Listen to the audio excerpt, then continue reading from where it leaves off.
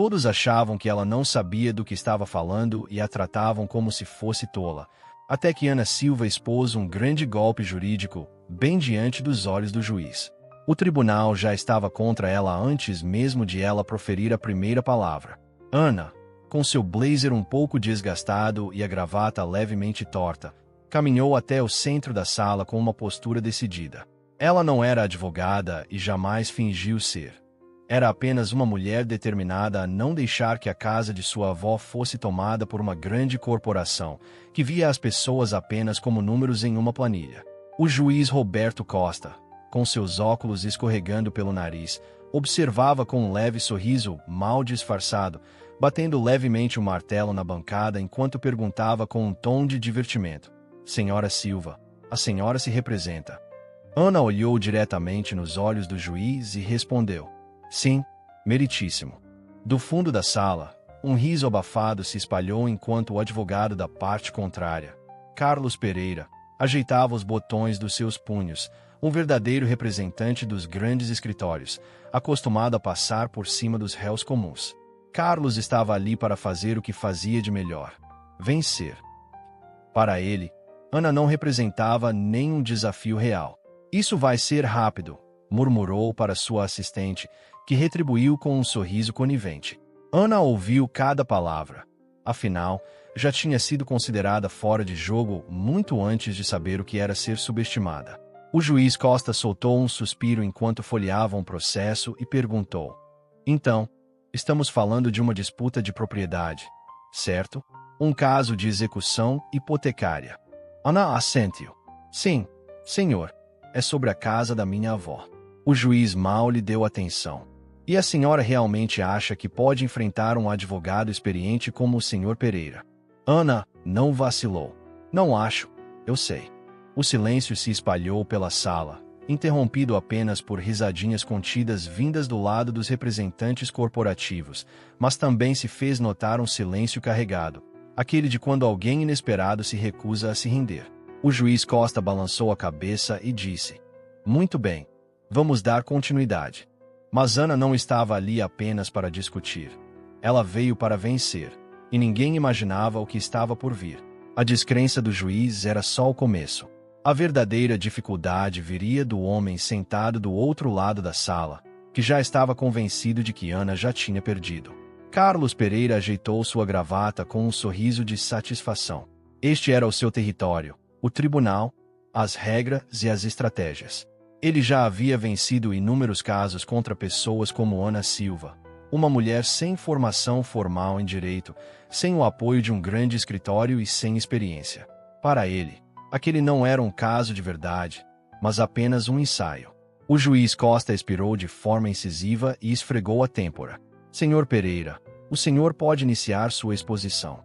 Carlos levantou-se com a mesma naturalidade de sempre, abotoou seu paletó enquanto caminhava em direção ao júri, com voz suave e confiante, começou: Senhoras e senhores, este caso é simples.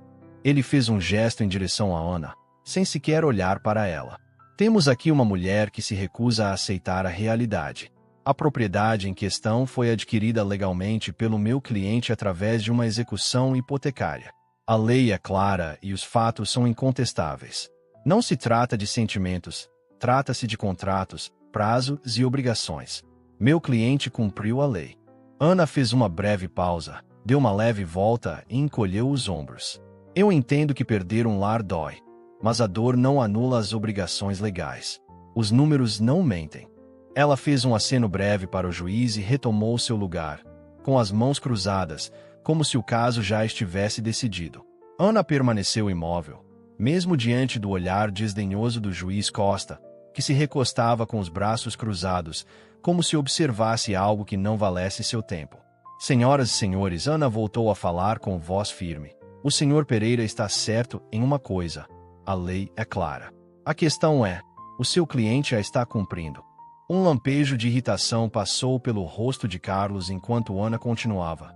Passei os últimos 6 meses estudando cada caso, cada lei, cada brecha que bancos e grandes empresas usam para tirar casas de famílias, e descobri algo.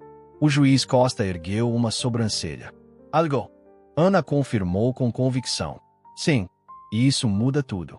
Carlos deu uma risadinha contida. Ah, isso vai ser bom. Ana ignorou o riso dele e se voltou para o juiz. Antes de prosseguir, peço, oficialmente, acesso total aos autos, pois tenho razões para acreditar que o autor está escondendo algo. A atmosfera na sala mudou. O juiz Costa inclinou-se para a frente, o semblante ficando mais sério. O olhar de Ana fixou-se em Carlos enquanto ela declarava: fraude. Imediatamente, o silêncio tomou conta. Aquela palavra pairou no ar como uma bomba relógio. O sorriso confiante de Carlos sumiu. E pela primeira vez o juiz Costa lançou a Ana um olhar mais atento. Fraude, repetiu o juiz, com um tom cético, mas que também revelava curiosidade. Ana assentiu com firmeza. Sim, meritíssimo. Tenho convicção de que a execução hipotecária da casa da minha avó foi baseada em documentos falsificados, e posso provar isso se tiver acesso completo aos autos. Carlos suspirou fortemente e balançou a cabeça. Meritíssimo. Isso é absurdo. Uma acusação sem fundamento, criada apenas para atrasar o inevitável. A propriedade foi tomada seguindo os procedimentos legais.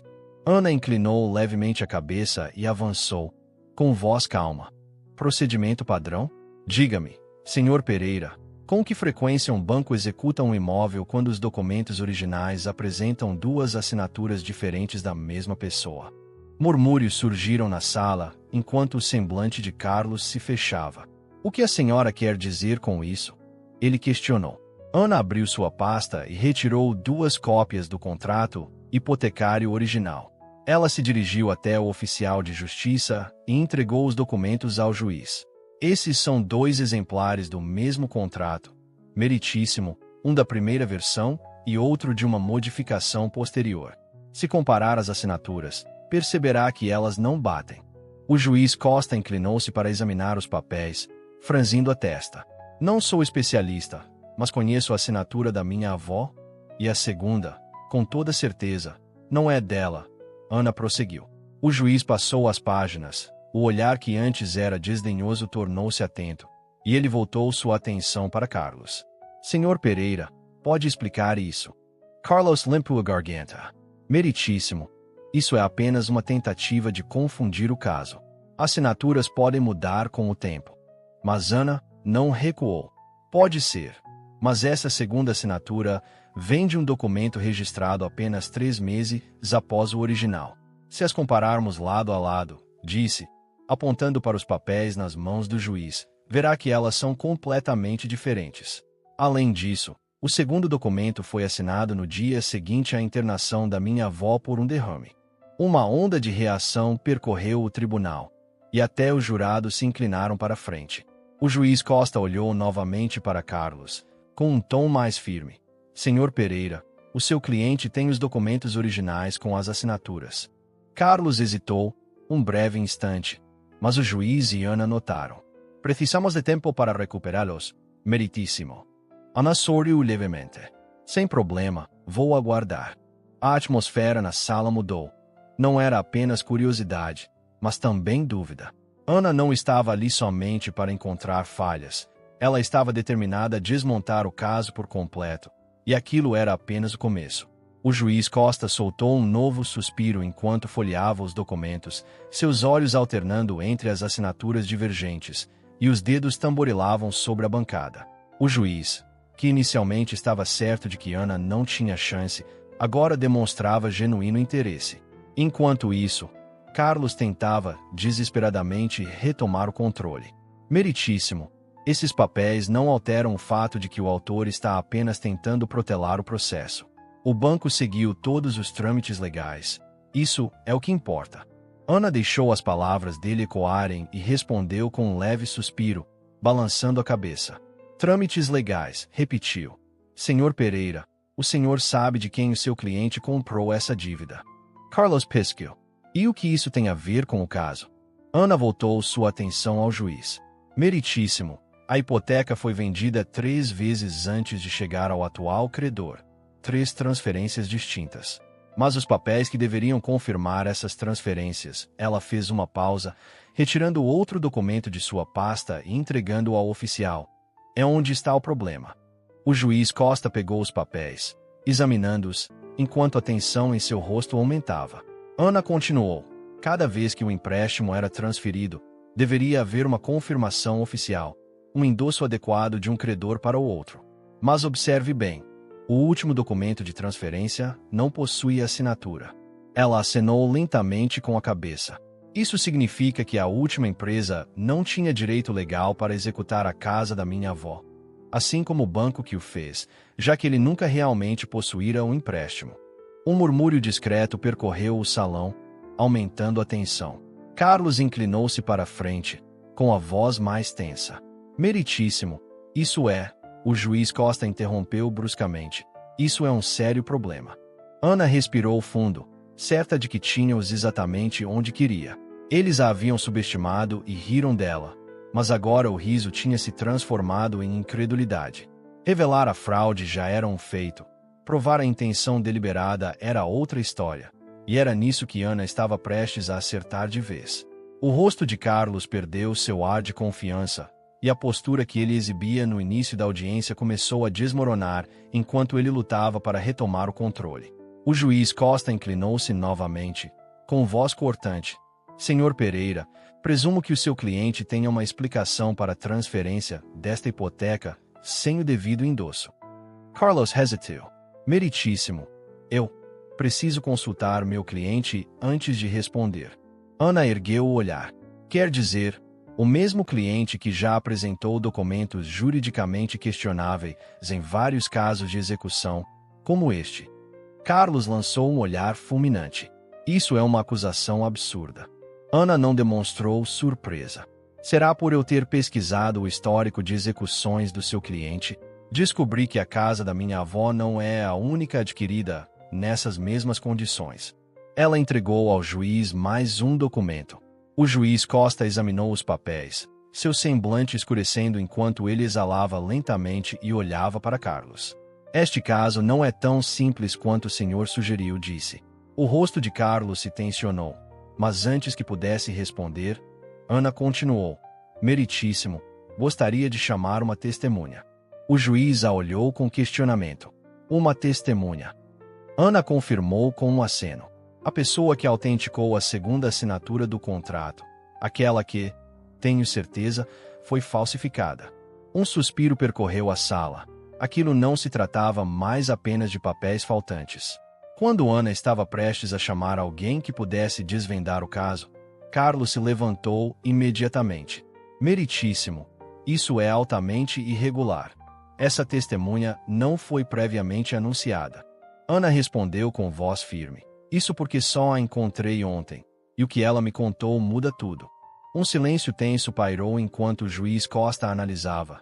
Depois voltou-se para Carlos e declarou. Autorizo.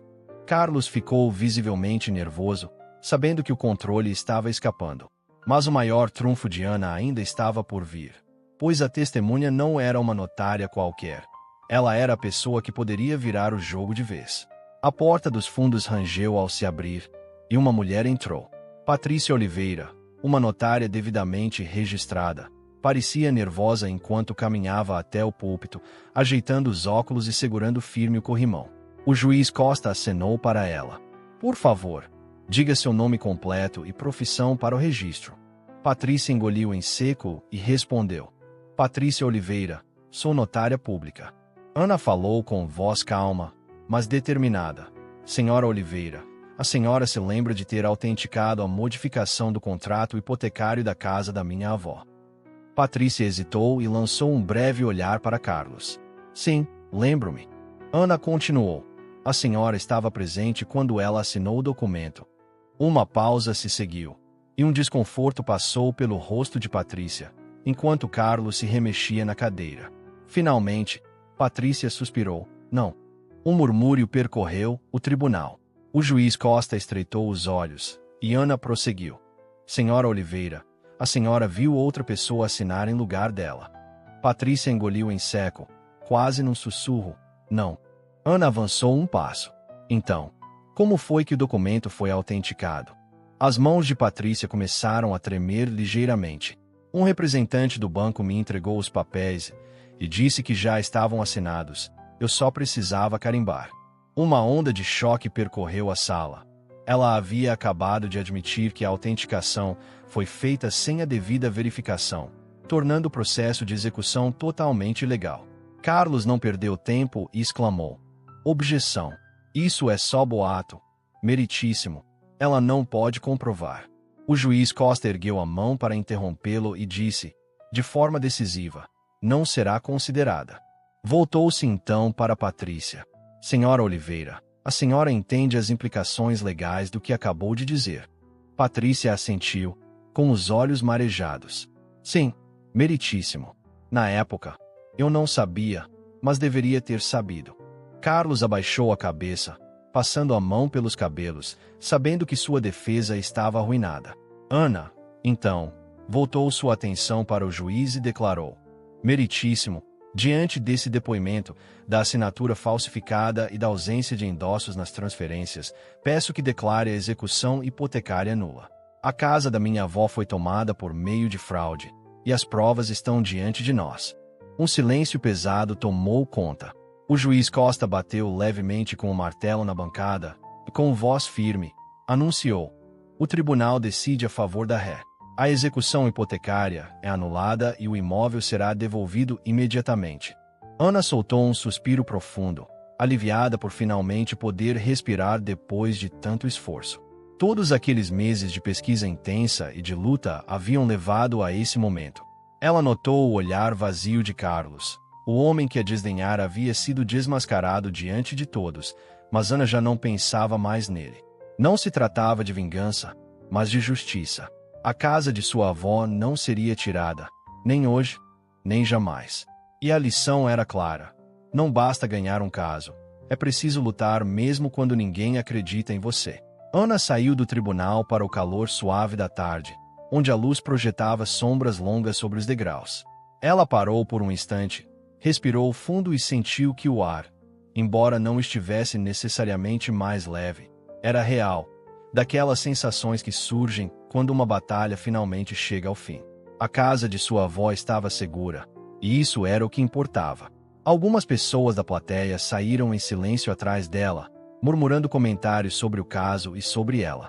Ela ouviu fragmentos de frases como nunca imaginei e ela devia ser a advogada. Mas Ana não precisava da aprovação de ninguém. Tudo o que importava era a justiça, e hoje ela a conquistou. De repente, uma voz chamou: Silva. Ao se virar, Ana viu o juiz Costa no topo das escadarias, com as mãos enfiadas nos bolsos. A arrogância de antes havia desaparecido, substituída por um tom sóbrio. Você me surpreendeu lá dentro, disse ele, com voz moderada. Ana encontrou seu olhar e respondeu: você não foi o único. O juiz a observou por um momento antes de acenar levemente. Já pensou em estudar direito? Ana soltou uma risada baixa. Nem tanto. O juiz esboçou um breve sorriso. Quem sabe deveria considerar. Você tem um dom para fazer as coisas se moverem. Com essas palavras, ele se virou e desapareceu pelos corredores do tribunal. Ana sacudiu a cabeça e exalou.